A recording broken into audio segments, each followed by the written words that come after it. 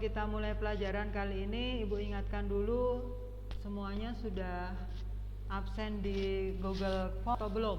Sebelum memulai pelajaran, kita bersyukur dulu kepada Tuhan karena sudah dan kemudahan supaya kita dapat menerima pelajaran pada hari ini dengan baik. Sebelumnya akan kita buka dulu dengan doa yang akan dipimpin oleh Fidel. Pimpin doa dulu. Teman-teman, marilah kita berdoa menurut percaya masing-masing. Doa dimulai. Doa selesai. Terima kasih Fidel sudah memimpin doa pada siang hari ini. Supaya kita hari ini lebih bersemangat, kita bisa mulai dengan yel-yel dulu satu kali. Dipimpin oleh Milka, pimpin. Mutiara Bangsa. Yes. Baik, saya harapkan kalian tetap bersemangat pada karena kemarin ada beberapa materi yang kalian masih belum paham.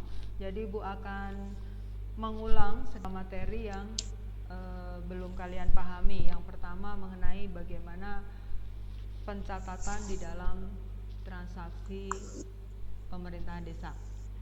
Nah, di sini Ibu akan share screen dulu. Sudah terlihat?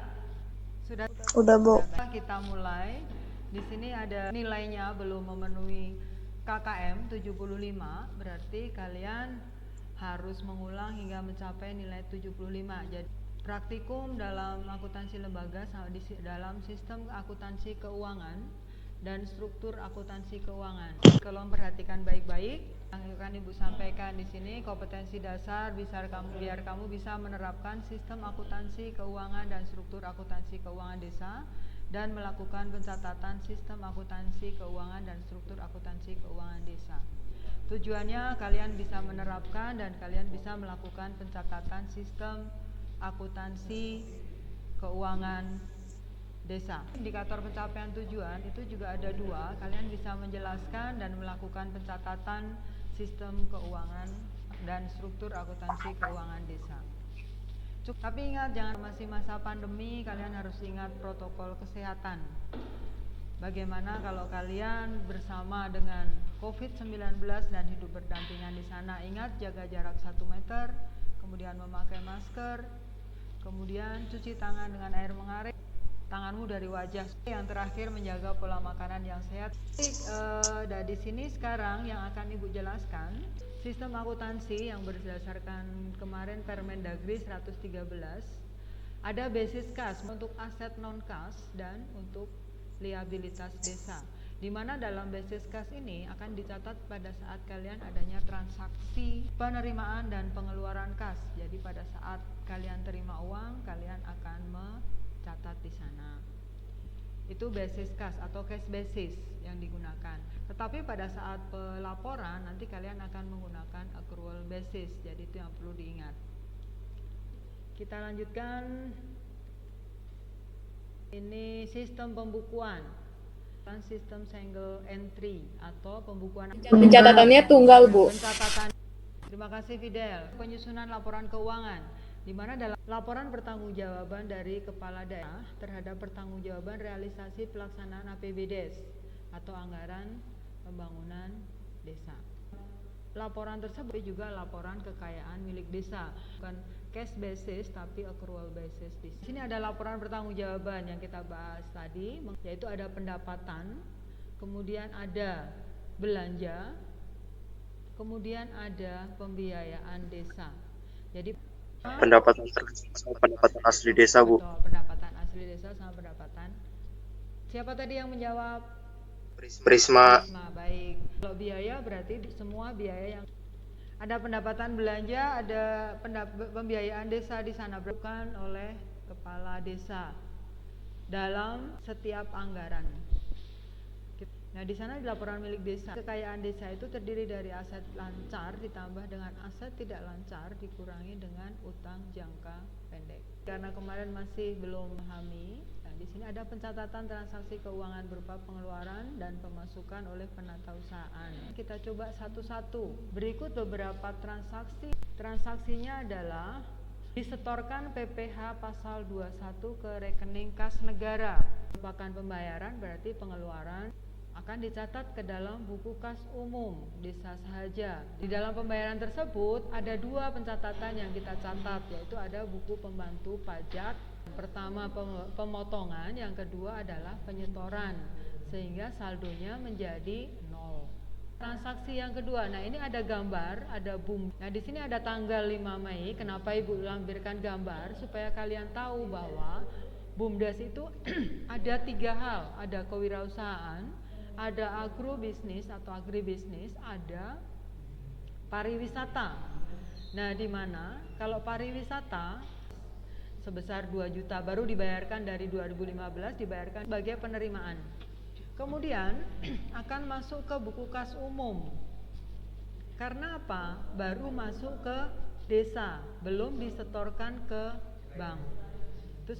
Nah, sekarang di sini jadi bertambah. Yang tadinya saldonya adalah saldo awalnya 3.500.000, terus 3.590. dikurangi dengan yang sudah dikeluarkan tadi 131. Ada penerimaan uang tadi dari BUMDes 5.460. tanggal 8 Mei itu dikeluarkan SPP untuk perjalanan dinas oleh kepala desa.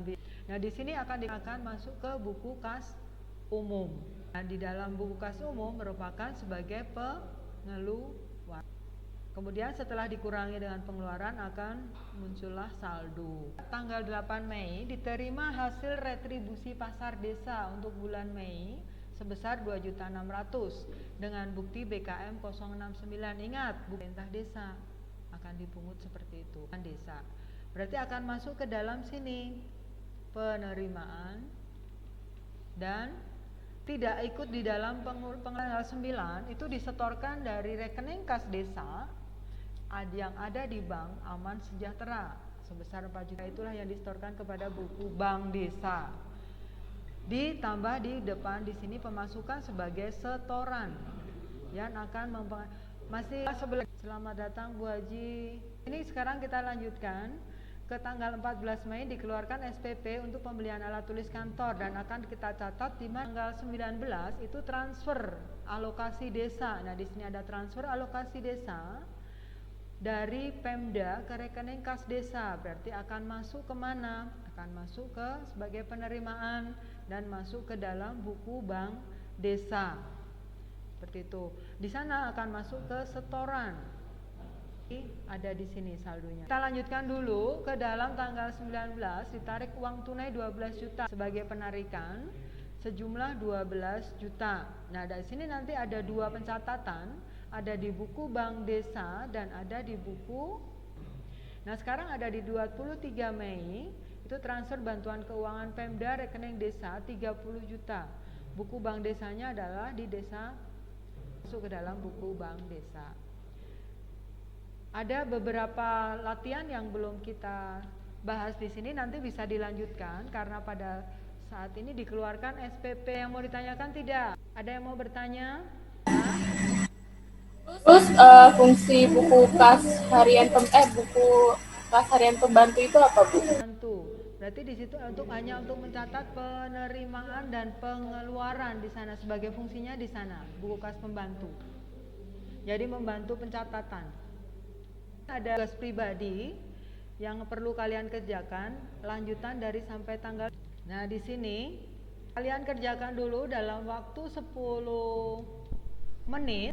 Hanya 6 soal. Jadi kalian dikeluarkan di SPP dari catatan yang sudah kita buat tadi, dari penjelasan Ibu tadi, tolong kamu lanjutkan. Nah, sampai di sini dulu pertemuan kita kali ini. Nanti akan kita lanjutkan kepada materi standar pengakuan, pengukuran, dan pengungkapan disclosure untuk mengerjakan post test. Terima kasih dan selamat sore.